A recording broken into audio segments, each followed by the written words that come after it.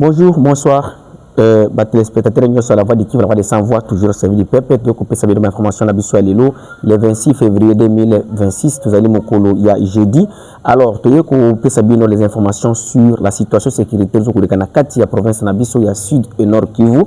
Cette fois qu'on met la Tobandina, on a quatre territoire de Fizi, précisément, on a quatre secteur de Nganja. Donc, aussi de la ville de Baraka, on a quatre Mboko Tuzokobenga, Mianda. Mianda, ezali localité, ezali Pembeni, il y a cité à Sebele, on a quatre groupements à Babongwe. Alors, lobby le 25 février 2025, la situation a été tellement confuse na kati ya mboka ya Mianda pembeni ya Sebele. Alors, qu'est-ce qui s'est passé na kati ya mboka Mianda? Bazalendo oyo bazali sous commandement ya commandant Agape. Agape azali commandant oyo aza parmi l'un des commandants de CNPCC groupe ya Kutumba. Donc bazalendo groupe ya Kutumba. Lobby babande ko beta masasa na kati ya mboka jusqu'à ce que masasa bande ko beta na kati ya village wana Mianda. Bila ezali ya 3 blessés.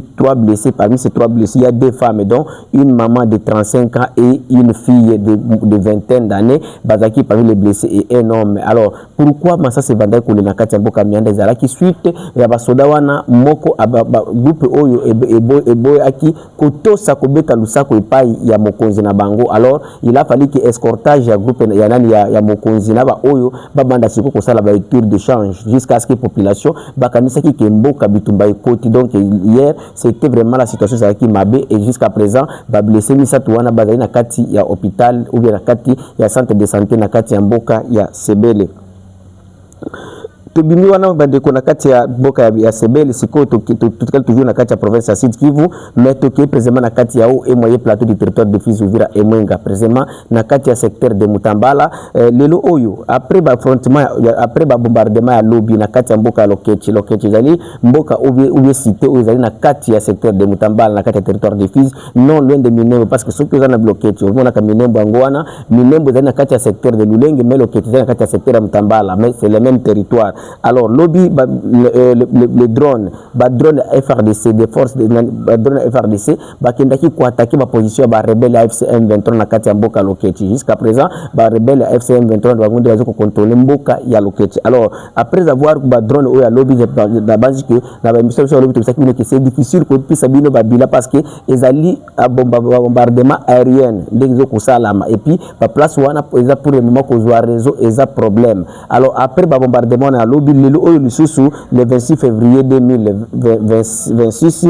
nos forces armées de la République du Congo ont utilisé des drones pour bombarder encore la position des rebelles de AFC M23 na kati ya mboka Lokechi. Alors, il y a beaucoup de gens qui ont commenté en disant que non, pourquoi le gouvernement était à moyen que comme à Lokechi, il y a des Wazalendo là-bas, il y a des FRDC de Ibu, et comment Koki Kosala te que non, Ibu et les Wazalendo, Bakota na kati ya force terrestre, donc Babunabito Mabele, et puis drone de et appuyer Bango, parce que à chaque fois nous sommes tentés de bombarder Lokechi, mais les rebelles vont toujours contrôler mboka ya Lokechi. Donc le situation ils ont confus na kati ya Lokechi, il y a beaucoup de bombardements et outi kosala manlo le 26 février 2026.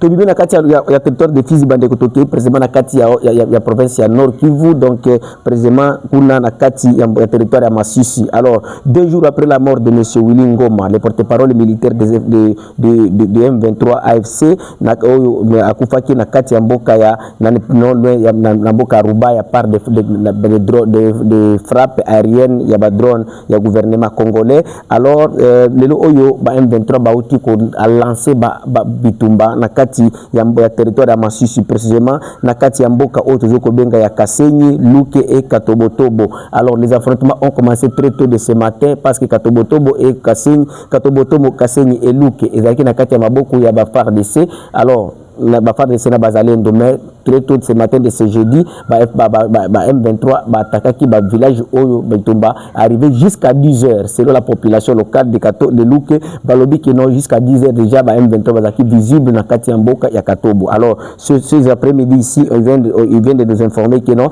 déjà village ou bien cité ya Kasenyi Luke localité ya Kasenyi Luke et Katobotobo ils allaient na kati ya maboko ya ba rebelle, mais ba rebelle ba repousser nos forces armées jusqu'au niveau ya Kazinga de esika bazali ko bondela pusiko donc tozo kozela après les affrontements de Tokoyeba ba komeli wapi mais les affrontements sont toujours en cours comme nous sommes en train de vivre cette information on est déjà à 15h heure locale heure de Baraka heure de Bukavu heure de Goma comme 14h heure de Kinshasa.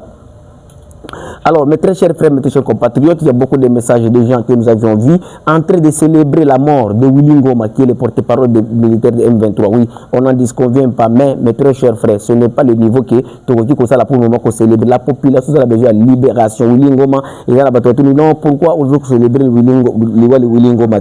Mes très chers frères, Ngai, vision Ngai, na mona kanete za un peu différente na batu mosusu parce que moi, Willy Ngoma na dit militaire.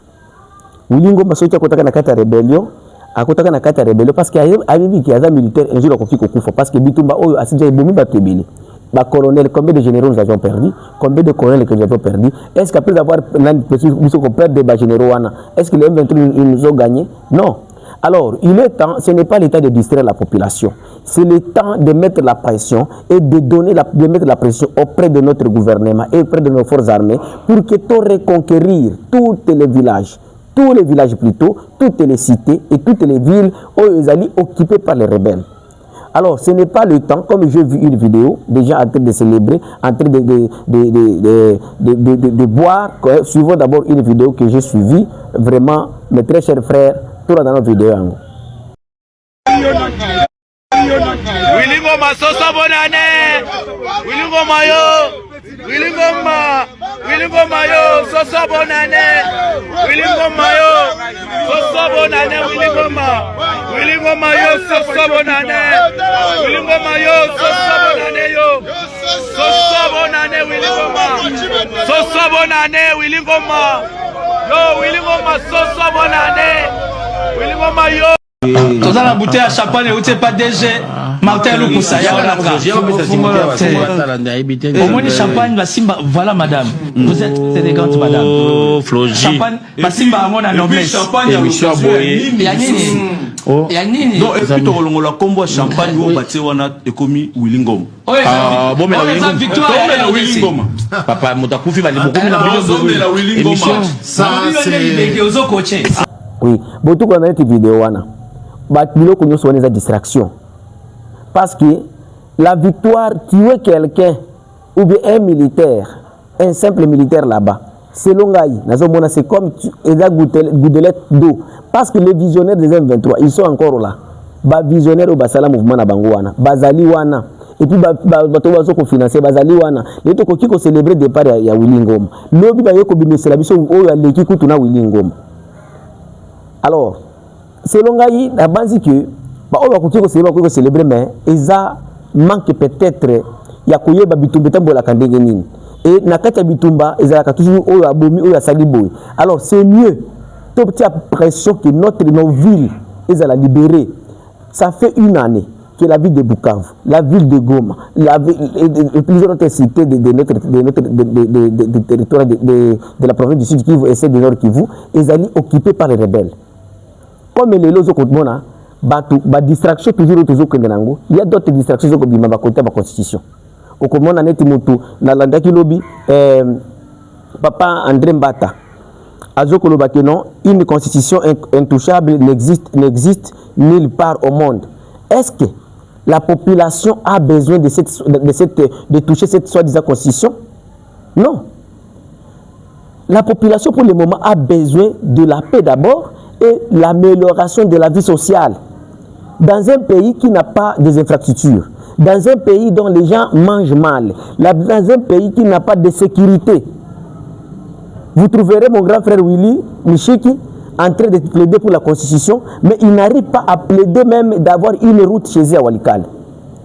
Dans un pays là où nous n'avons même pas un parking, les parkings publics, que ce soit vous qui êtes à Kinshasa, vous qui êtes à Lubumbashi, vous qui êtes à Kisangani, habitez na kati ya Boka na Bangu bazana parking, atindelanga vidéo yango numéro ezar plus 243 85 88 0330 zelanga vidéo ya parking na kati ya Mboka biro za nango yo za bino wasitabe kuna tindela biso vidéo que non la voie de Kivu parking ya Kinshasa yango dans toutes nos villes de la République bino bazana poto boye beloko oyo dans toutes les villes de la République, de nos villes, tous à la caca, parking, à Kandena Balabala, barré de chaussée, Boyemou, tout cas, Bokita.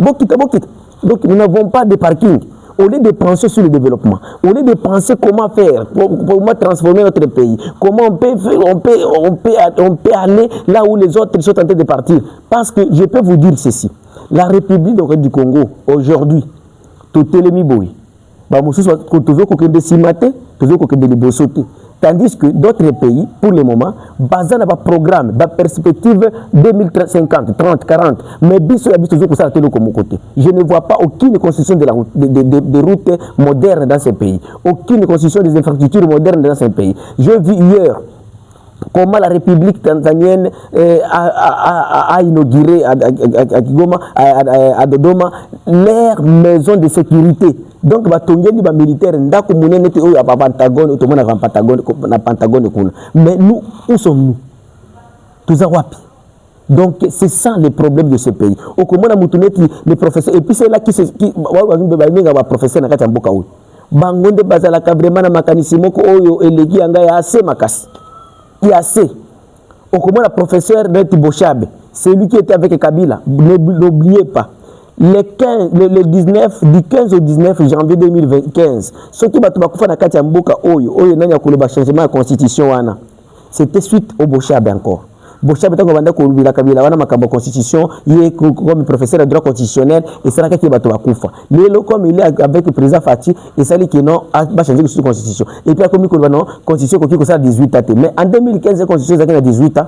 Au comment na que c'est exact conglomérat beaucoup aventurier ba to bako zo kolinga ka banda ko donc ko saka mboka kana kokoso. Yango chaque jour na baka les chefs de l'État. Vous devez savoir ceci. Histoire exact toujours yomoko. Ceux qui ont BBC, ils ont yonde bakoloba. Ceux qui ont bongisi, ils ont yonde bakoloba. Alors tous ces gens-là, comme les soi-disant professeurs, je l'appelle soi-disant parce que vous allez m'excuser, je n'ai pas de son niveau, mais le problème est que réflexion naïe, parce que ceux qui me total Canada, mais réflexion naïe, vraiment na réflexion azoko na maruba azo bimisa na monoko naïe, na âge naïe, ils ont un niveau mon côté. Alors, pour le moment, la population congolaise, nous avons besoin de la paix, nous avons besoin de la sociale, nous avons besoin de développement, nous n'avons pas besoin de soi-disant changement de constitution là. Et vos soi-disant changement de constitution nous amènera encore une guerre.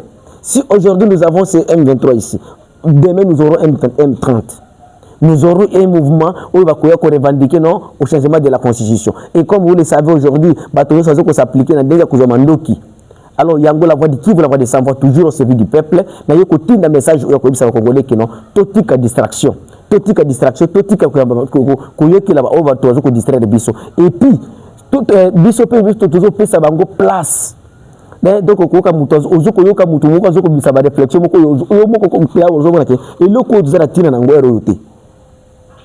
il y a des gens dans ce pays, ils sont compétents à casse, mais pendant qu'on couvre les compétences naïes.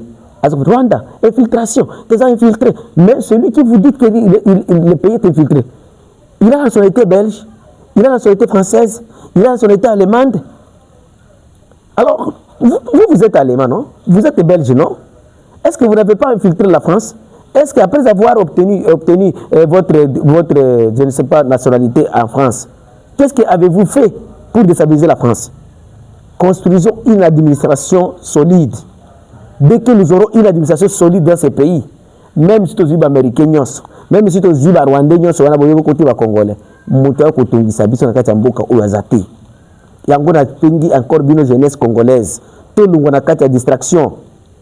Prenons-nous en charge. Oh, tu fais Wilingo Makoufi. Oh, tu changes la constitution. Tout ça, ce sont des distractions. Je vous appelle en disant ceci. Bande Konangaï, prenons-nous en charge. Notre avenir est hypothéqué par des hommes politiques dans ces pays. Avenir est hypothéqué. Et si notre avenir est hypothéqué, nous devons savoir que non, tous on a le courage à coder. Yakoluba. Yakoluba, non. Là où c'est ce qu'il mérité, Koluba non, Loba non. Et ce qu'il mérité, Koluba oui, Loba oui.